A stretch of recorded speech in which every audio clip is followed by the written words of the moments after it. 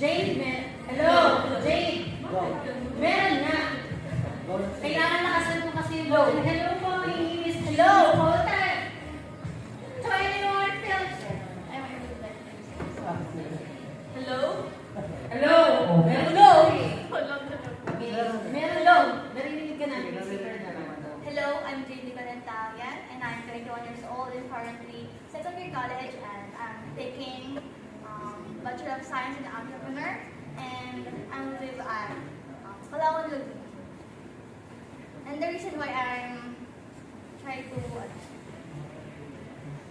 audition here because I would like to become a TV commercial model at brand ambassador.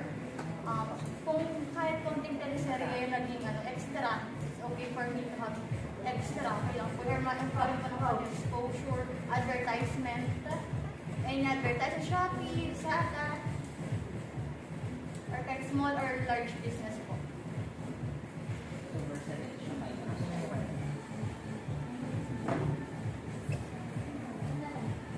Before we send out people to teleseries, but we don't like how much we earn in teleseries. So if you guys have ideas, pagka nag-racket-racket tayo as extra or with lights sa teleseries, kung hindi kayo direct, you will only get 350, 500, 600, hanggang ganun lang.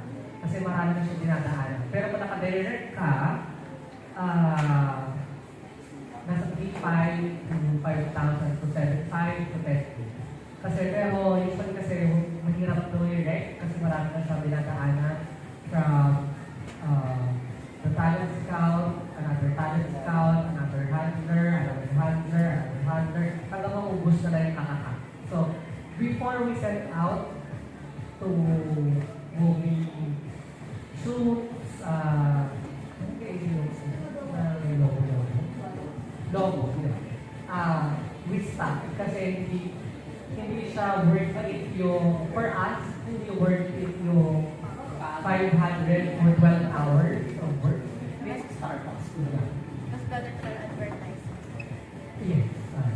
Kasi more Mahirap na talaga at first if you don't have experience kasi why would they choose you kung meron naman mas veteran?